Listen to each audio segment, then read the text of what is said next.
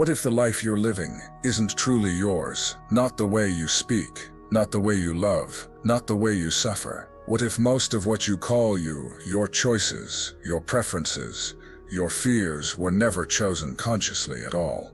You wake up each day and move through your routines. You speak, you react, you dream, you make decisions, you regret them, you repeat them. And somewhere behind the curtain, something watches.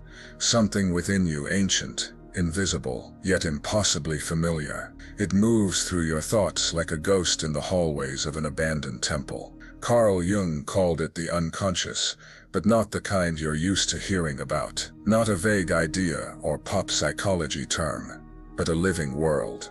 A sacred realm, buried inside you, as real as your heartbeat, and older than your name. He said, until you make the unconscious conscious, it will rule your life, and you will call it fate. That one line contains an entire philosophy, a prophecy, a warning, and a key.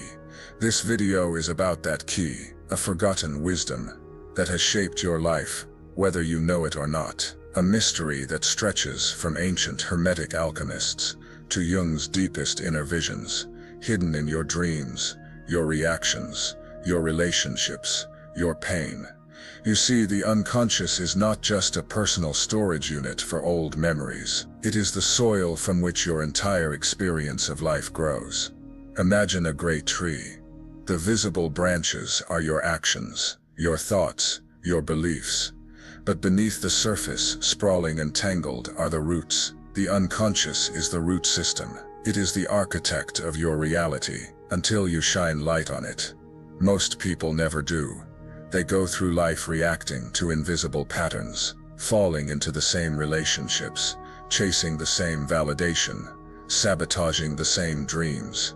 And every time they stumble, they whisper the same thing. It must just be my fate. This always happens to me. I don't know why I'm like this. But Jung knew why, and the ancient mystery schools knew why. Because they understood a universal truth. What remains unconscious controls you. This is not superstition. It is sacred psychology. It is the science of the soul. In this video, we will journey deep into this invisible territory. You will learn what the unconscious truly is, not just from Jung's lens, but through ancient hermetic principles. How it forms your identity, your desires, and your suffering. The role of the shadow and how it becomes your hidden master. The link between the unconscious and spiritual alchemy. And most importantly, how to begin the sacred task of making the unconscious conscious. But this is not a lecture. This is a revelation. A return to the forgotten temple of your own mind. A descent into the underworld, like the ancient initiates of Egypt and Greece.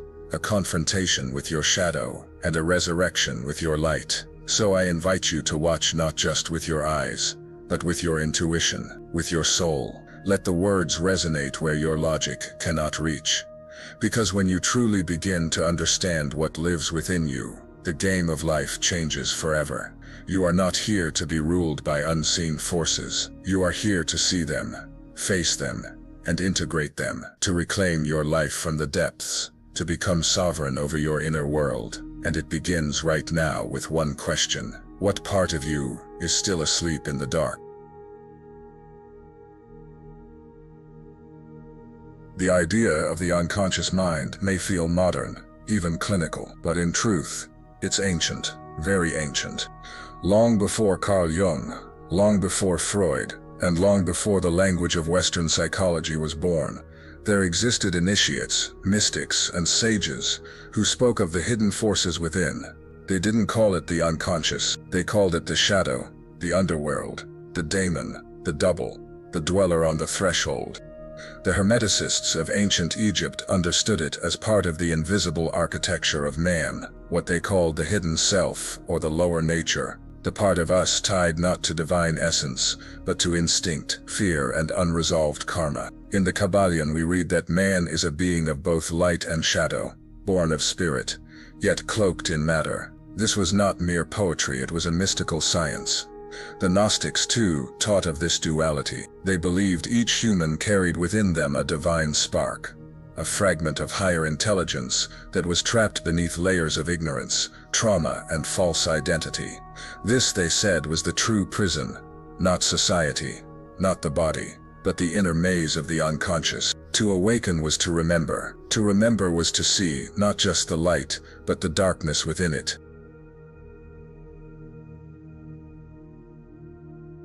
Carl Jung was not a typical scientist. He was not content with theories or statistics. He was a modern mystic wearing the robe of a psychologist. He studied dreams not just for what they revealed about childhood, but for what they revealed about the soul. He spent decades decoding symbols, rituals, and sacred texts from Christian mysticism to Tibetan Tantra, from astrology to alchemy. Why? Because he knew these traditions were not superstitions, they were maps of the unconscious. Where others saw myth, Jung saw meaning. Where others saw madness, Jung saw the language of the deep self. In fact, Jung believed that alchemy, the ancient process of turning lead into gold, was not about external metals at all. It was a metaphor, a spiritual roadmap, an encoded guide for inner transformation. The alchemical operations, he wrote, correspond to inner psychic processes experienced during the individuation of the self. Individuation was Jung's sacred term. It meant the process of becoming whole, of integrating the hidden parts of ourselves, of reconciling the opposites, masculine and feminine, light and dark, ego and self. It was not self-improvement, it was self-initiation. And it mirrored exactly what the Hermetic adepts had taught, that enlightenment comes not by denying the unconscious, but by entering it, taming it, and transforming it.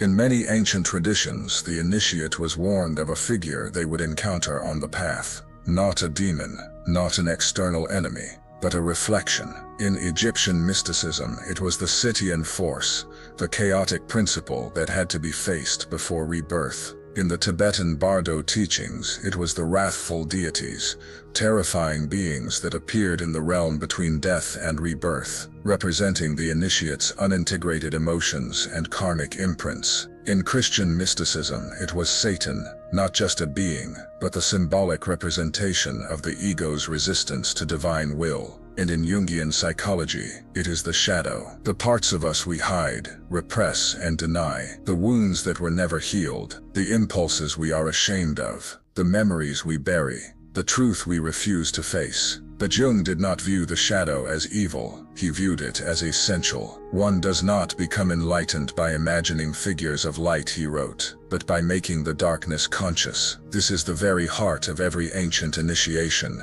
the descent into darkness before ascension, the symbolic death before rebirth, the confrontation with the beast before the crowning of the soul. In the Hermetic mysteries, this was called solvet coagia, to dissolve, then reform. First, we break apart the false self, then we integrate the lost fragments. Only then do we reclaim our inner gold.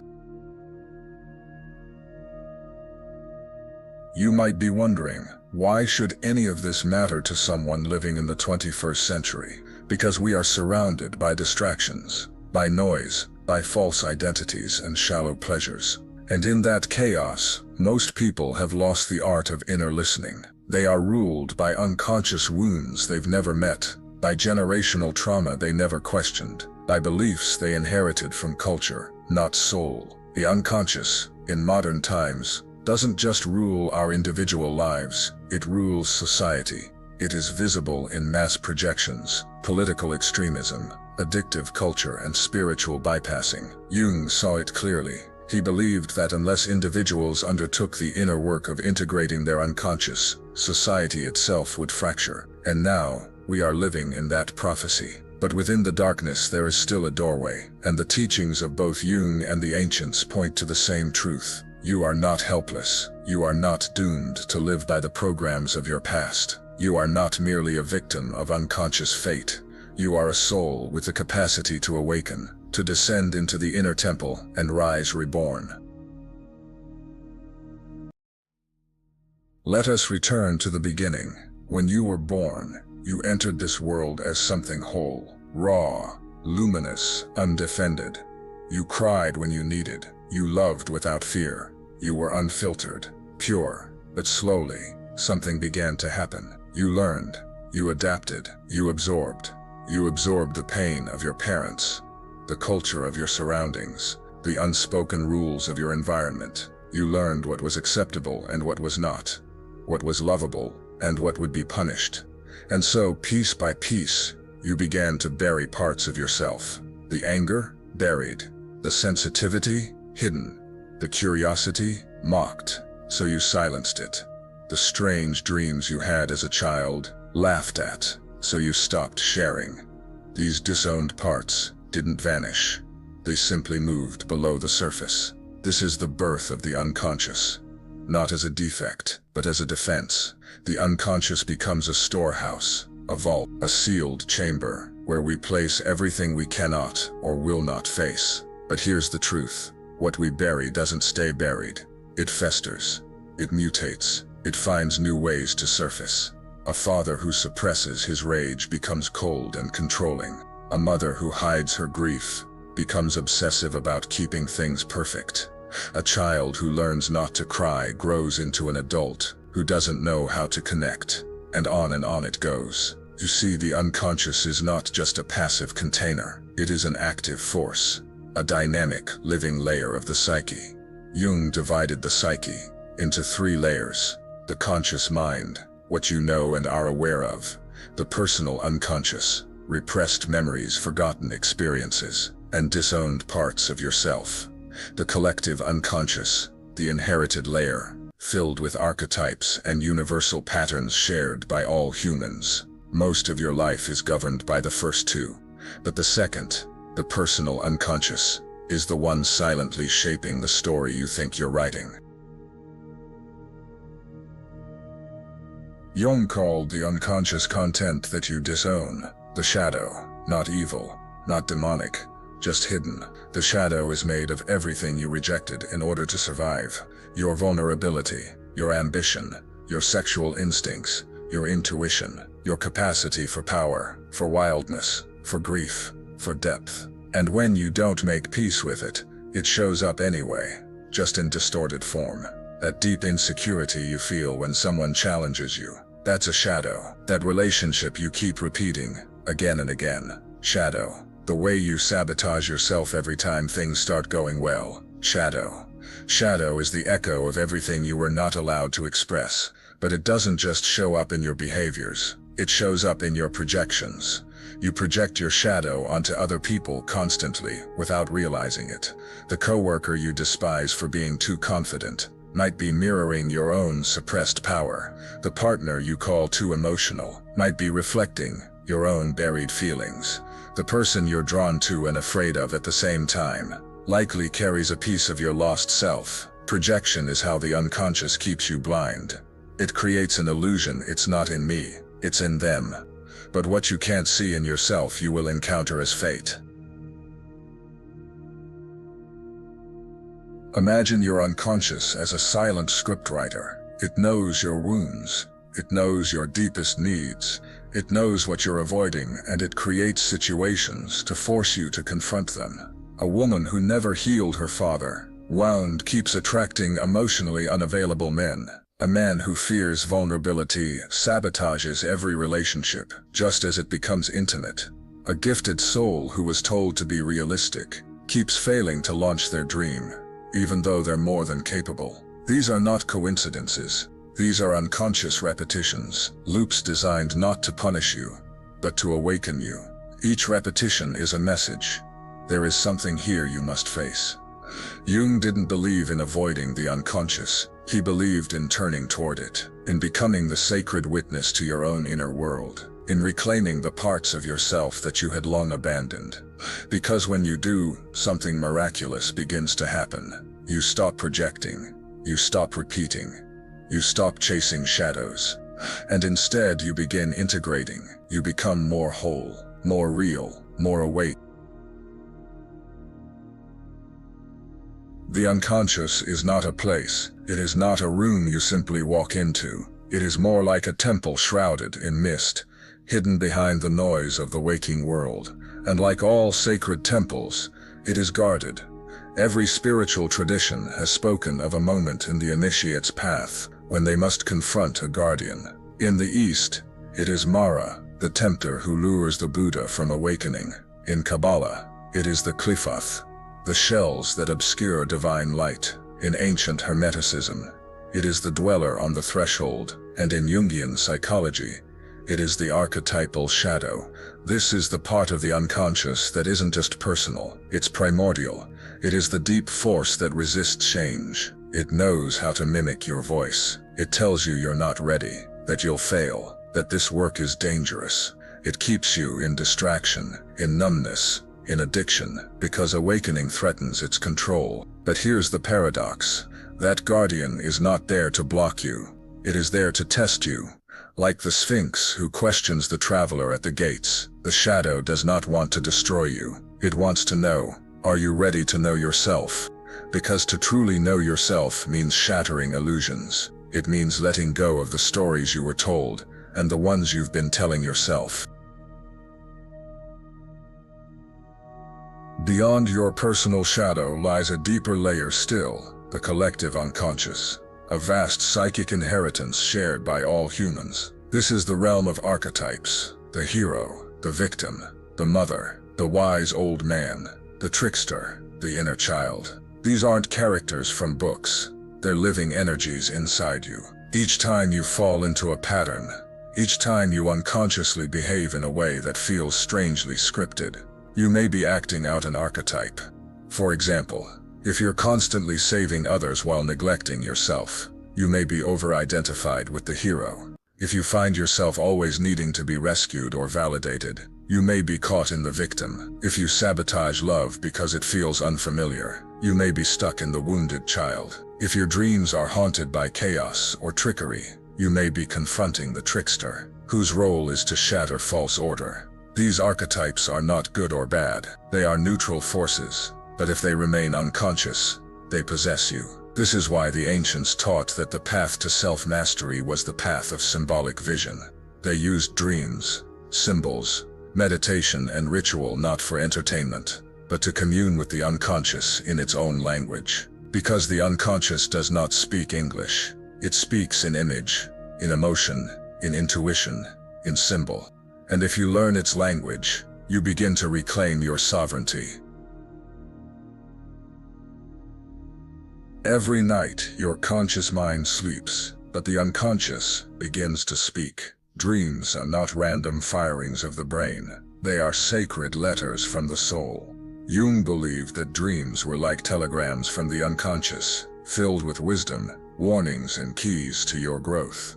To ignore your dreams is to ignore the only time the unconscious can speak to you unfiltered.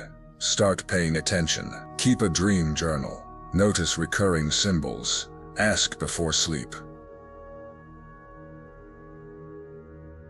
There's one final layer that most people overlook: spiritual triggers. Sometimes, what you think is a sign from the universe is actually your unconscious demanding to be seen. A breakup that destroys your ego, a failure that breaks your pride, a synchronicity that shocks you awake. These are not coincidences, they are initiations. When your unconscious is ready to be revealed, life will conspire to bring it to the surface. Not to punish you, but to free you, because until you see the unconscious, you are bound by it. But once you see it, you are changed forever.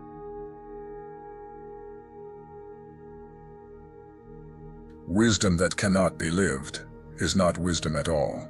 So how do you make the unconscious conscious?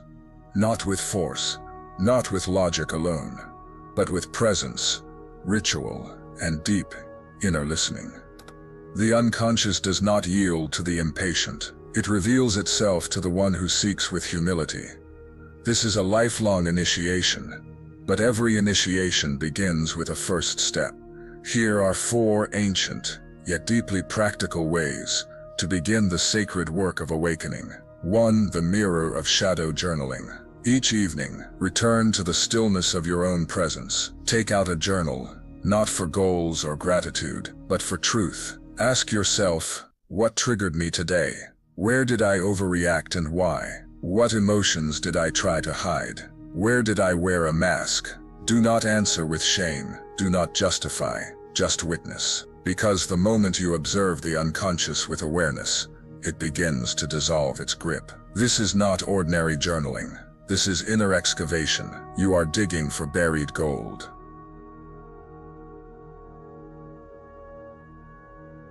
Each evening, return to the stillness of your own presence. Take out a journal, not for goals or gratitude, but for truth. Ask yourself, what triggered me today? Where did I overreact and why? What emotions did I try to hide? Where did I wear a mask? Do not answer with shame. Do not justify, just witness. Because the moment you observe the unconscious with awareness, it begins to dissolve its grip. This is not ordinary journaling. This is inner excavation. You are digging for buried gold.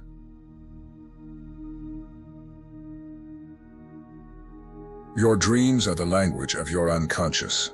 To ignore them is to ignore the map back to your soul. Begin recording them, not just what happened, but how you felt. Pay attention to repeating symbols, emotions that feel out of proportion, archetypes that appear again and again. Use this question as your key. If this dream were a message from my deeper self, what would it be saying? Approach your dreams like ancient oracles, because they are. Find a quiet space, close your eyes, breathe deeply. Now visualize the part of you that triggered discomfort recently. It may appear as a figure, a shadow, a version of yourself. Now speak to it. Ask, why are you here? What do you need from me? What are you protecting? Let it answer. Don't force it. Just listen. You are no longer repressing this part. You are relating to it. This technique is not fantasy. It is ancient shamanic soul dialogue, refined by Jung into a method of healing. Once a week, write down something you're ready to release, a limiting belief, a memory, a toxic behavior pattern. Write it with intention. Hold it. Thank it for how it once protected you. Then burn it. Do it safely. Yes, but do it sacredly. Because ritual speaks to the unconscious louder than words. Your soul understands fire. It understands symbolism. This is a signal to your inner world. I am ready to shed the old skin. In both Jungian and ancient Hermetic practice, to name a thing is to reclaim power over it. So when you feel a strong emotion arise, anger, shame, fear, pause and name it. Say, "Ah, I see you. You are the shadow of rejection. You are the wounded child. You are my fear of failure, wearing pride like armor." When you name it, it is no longer you. It becomes something you can work with, not be ruled by. None of these practices require perfection. They only require consistency, reverence, and the willingness to see. Because the unconscious is not here to punish you. It is here to awaken you. And every time you look inward with courage, you move one step closer to reclaiming your sovereignty. You've walked with me through a hidden landscape, through memory and myth, through dream and shadow, through fear and fire. You've learned that the unconscious is not your enemy. It is your inheritance.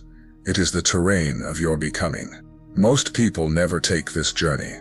They walk the earth as sleepwalkers, drifting through routines, repeating generational pain, calling their unconscious habits fate. They suffer and do not know why. They desire and do not know from where. They react and do not realize. They are not the ones choosing. But now you do. You know that behind every emotion, every conflict, every obsession, there is a messenger. A part of yourself that was buried before you had a chance to speak. A fragment of your soul that still longs to be seen. And now you also know, you are the only one who can see it. You are the only one who can turn inward and reclaim it. That is the work. Not glamorous, not instant, not always easy, but sacred. You see, Jung was not just a man of science. He was a mystic in disguise. He left us maps, not manuals. Because the journey into the unconscious is not linear, it is mythic. It is alchemical. It is the very path the ancient initiates walked in the great temples of Egypt, Greece, and beyond. To die to the false self, and to be reborn as something whole. The Hermetic alchemists searched for the philosopher's stone, the object that could transmute lead into gold. But the wise knew this stone was not a thing, it was a symbol. You are the stone, your psyche is the lead, and your awakening is the gold. This is not self-help, this is spiritual alchemy. It begins not by fixing yourself, but by witnessing yourself fully, honestly, and without judgment. By turning toward the darkness with eyes open, by making space for all that you were told to reject. The moment you do, the unconscious begins to shift. It softens, it opens, it speaks, and instead of ruling you, it begins to serve you. You no longer repeat, you reflect. You no longer react, you respond. You no longer chase light to escape the dark. You carry the light into it, and that is power. If you take only one thing from this video, let it be this. You are not broken. You are not too far gone. You are not trapped by fate. You are a soul navigating the ancient labyrinth of consciousness. And everything you feel, every fear you carry, every pattern that haunts you is a door to deeper understanding, a door to healing, a door to the forgotten parts of yourself. So open them, gently, patiently, courageously, because the moment you shine light into your inner world, the outer world begins to change. The patterns unravel, the suffering softens, the life you thought was happening to you becomes something you are consciously shaping. This is what it means to become sovereign. This is what it means to awaken, not to escape your humanity, but to embrace it fully with the awareness of the eternal within. So I leave you with the same words we began with, but now you hear them not as a warning, but as an invitation. Until you make the unconscious conscious, it will rule your life, and you will call it fate. But now you won't, because now you see.